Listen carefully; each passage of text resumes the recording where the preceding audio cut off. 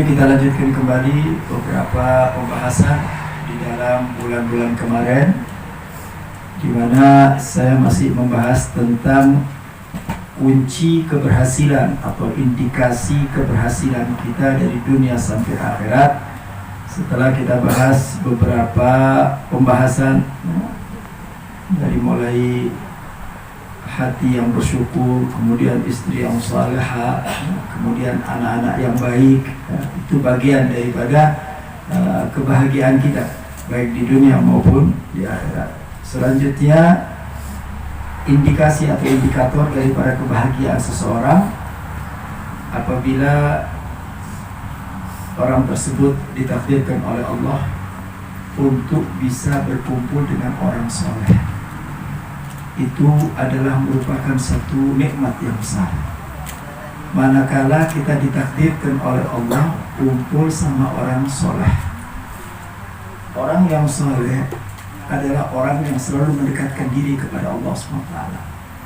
Orang yang soleh, orang yang selalu mengajak kita, mengingatkan kita untuk selalu ingat kepada Allah Subhanahu wa Ta'ala. Manakala kita berkumpul dengan orang yang soleh, maka orang soleh tersebut akan punya kepedulian kepada kita. Pada saat kita menjalankan kebaikan, didorong, diberikan semangat untuk terus istiqomah di dalam menjalankan kebaikan. Manakala kita tergelincir melakukan perbuatan dosa, buru-buru diingetin. Itu orang soleh begitu, diingetin agar kita tidak hanyut terus dalam perbuatan maksiat, tidak hanyut terus di dalam perbuatan dosa, diingetin, disadarkan kita supaya kembali kepada Allah Subhanahu wa Ta'ala. Itulah keuntungan apabila seseorang ditakdirkan oleh Allah bisa berkumpul, bisa berteman dengan orang yang soleh. Kita lihat banyak orang-orang soleh di hadapan kita, banyak orang-orang soleh. Tapi pertanyaannya, apakah kita ditakdirkan oleh Allah? Apakah hati kita digerakkan oleh Allah untuk bisa kumpul sama orang soleh? Ini yang menjadi sebuah pertanyaan. Sebab terkadang kita tahu ini mutiara, tapi belum tentu hati kita digerakkan untuk mendekati mutiara tersebut. Orang soleh itu seperti mutiara. Manakala hati kita digerakkan oleh Allah untuk mendekati orang soleh, berarti kita mendekati orang yang diibaratkan seperti mutiara. Walaupun kita tahu banyak di sekitar kita, di masyarakat kita banyak orang soleh, insya Allah. Tapi kan belum tentu orang soleh itu menjadi kawan akrab kita. Belum tentu orang soleh itu menjadi teman akrab kita. Makanya di dalam kehidupan ini jangan pernah jauh-jauh sama orang soleh. Minta sama Allah, ya Allah, kumpulkan aku bersama orang-orang soleh. Seorang suami minta, ya Allah, jadikan istri saya istri soleh. Seorang istri, ya Allah, jadikan suami saya suami yang soleh. Karena kalau sudah kumpul soleh dan soleha, itu indah sekali. Itu akan bisa mewujudkan satu kebahagiaan.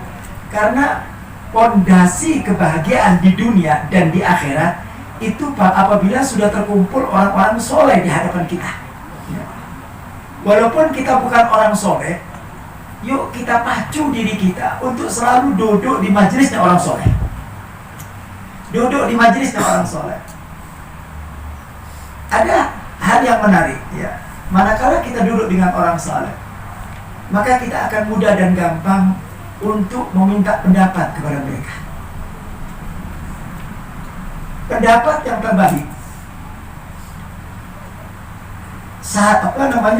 sharing yang terbaik adalah manakala kita meminta pendapat kepada orang yang soleh. Kenapa saya katakan demikian? Kalau kita minta pendapat dan minta nasihat dari orang soleh, maka nasihat tersebut bersumber dari Allah. Karena sebaik-baiknya nasihat itu adalah yang bersumber dari Allah, bukan dari akal kita, bukan. Sebab terkadang baik menurut akal kita belum tentu baik menurut Allah.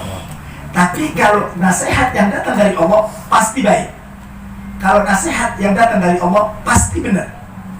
Nah, makanya orang-orang soleh itu ketika memberikan nasihat ya, kepada teman, kepada saudaranya, nasihat yang bersumber dari Al-Quran, ya, bukan bersumber dari hawa nafsu, bukan bersumber dari pikiran, enggak. Karena itu cenderung bisa salah. ya, terkadang dengan dorongan hawa nafsu, itu nggak bakal benar.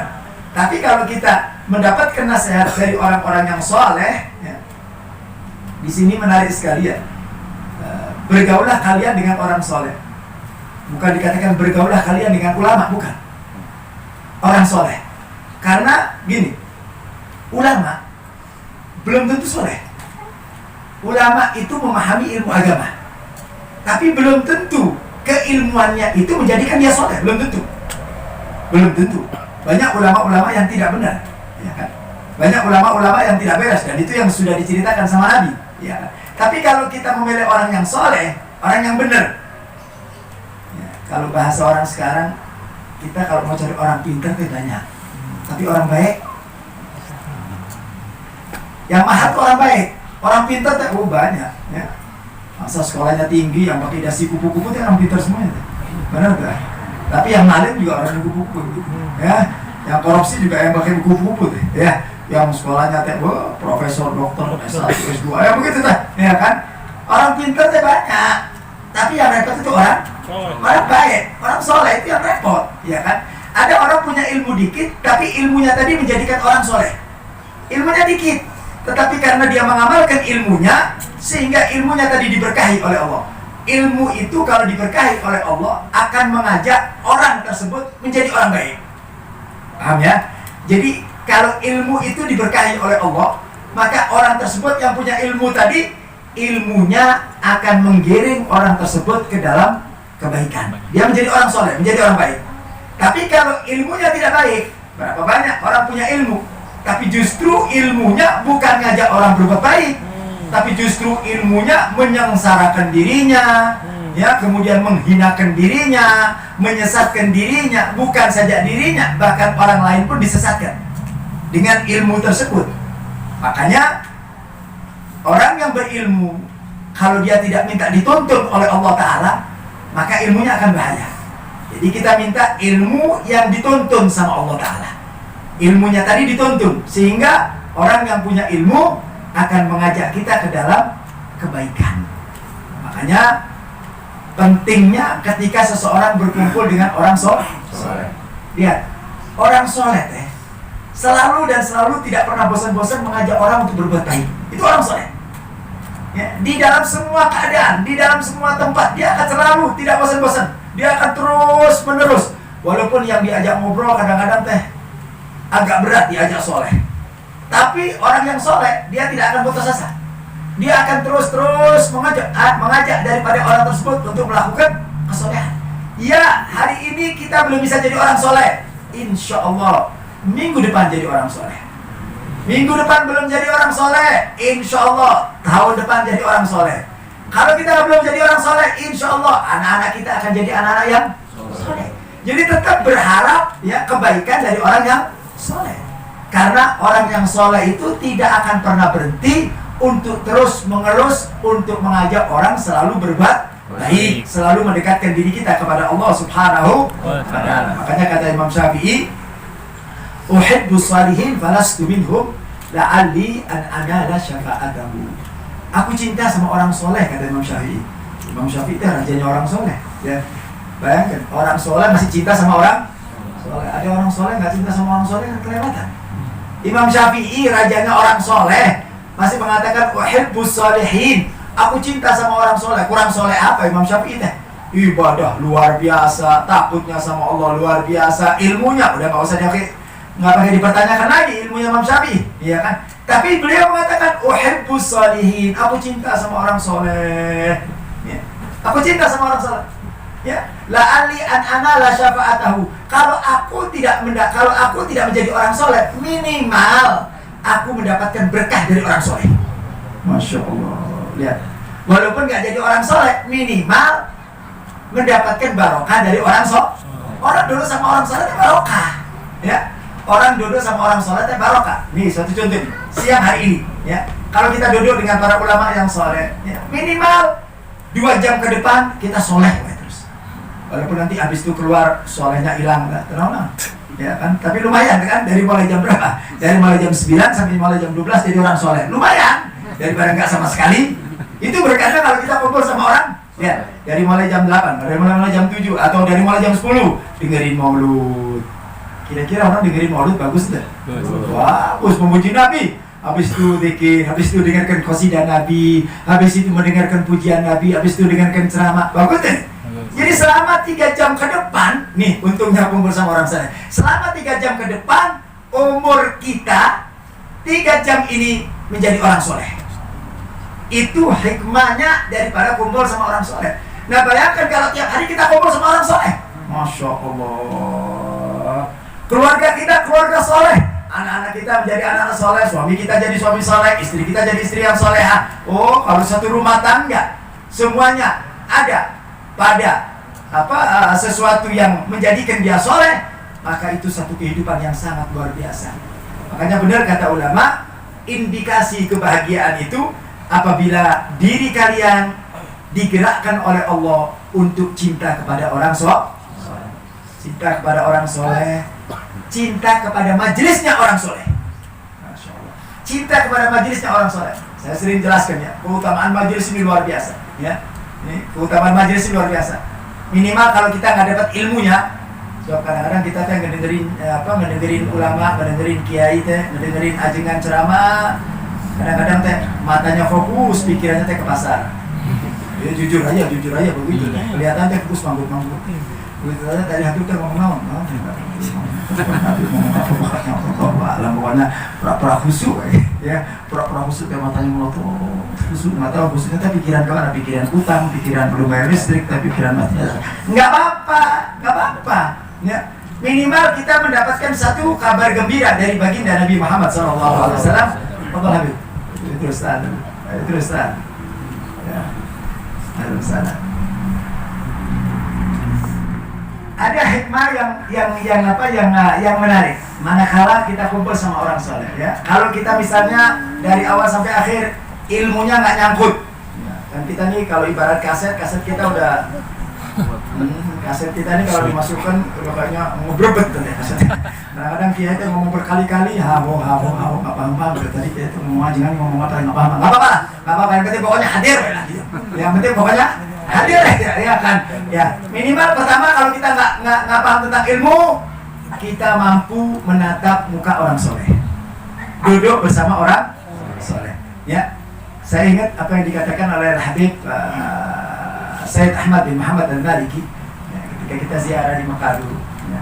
Kemudian beliau mengatakan, yakinlah kalian bahwa di setiap majelis seperti ini pasti Allah kirim satu wali yang kalian tidak tahu di dalamnya. Masya Allah. Kita nggak tahu bahwa mungkin salah satu dari kita ini ada orang yang dicintai sama Allah SWT ya, kita nggak tahu orangnya ya. Tapi yang jelas kata beliau ada salah satu dari kami ini ya, salah satu dari kita ini orang yang dicintai oleh Allah Ta'ala. Bayangkan kalau di dalam ruangan ini ada satu orang yang dicintai sama Allah, kemudian mata kita bertatapan dengan mata orang yang dicintai sama Allah. Masya Allah. Kita bukan termasuk orang yang dicintai Allah Ta'ala, tetapi karena Allah letakkan salah satu ada orang yang dicintai sama Allah, mata kita bertatapan dengan mata orang yang dicintai oleh Allah. Masya Allah. Bahkan man ra'ahum aw ra'a man ra'ahum. Ya, orang beruntung kalau orang melihat orang yang dicintai sama Allah Ta'ala. Kita nggak tahu, tapi Allah punya rahasia sehingga kita memandang orang yang dicintai oleh Allah Subhanahu Wa Ta'ala. Nggak sampai di situ, kita bisa bersalaman, Masya Allah, bisa bertatap muka, ya, bisa duduk di majelis ini. Ini hikmahnya ketika kita duduk di majelisnya orang soleh. Makanya jangan malas-malas kalau duduk di majelisnya orang soleh, teh.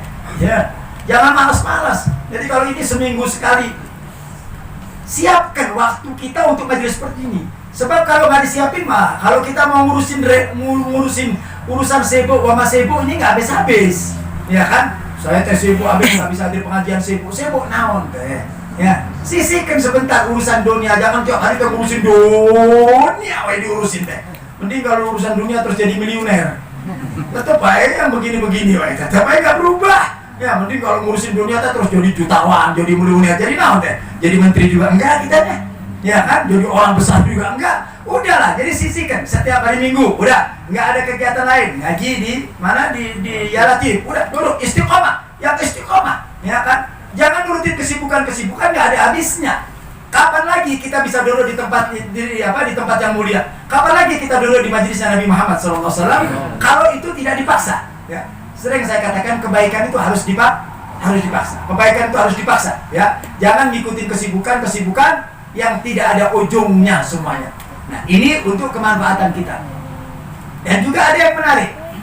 Manakala kita hadir di tempat orang-orang saleh, di majelis seperti ini, kita jujur ya, kita ini banyak dosa, benar nggak?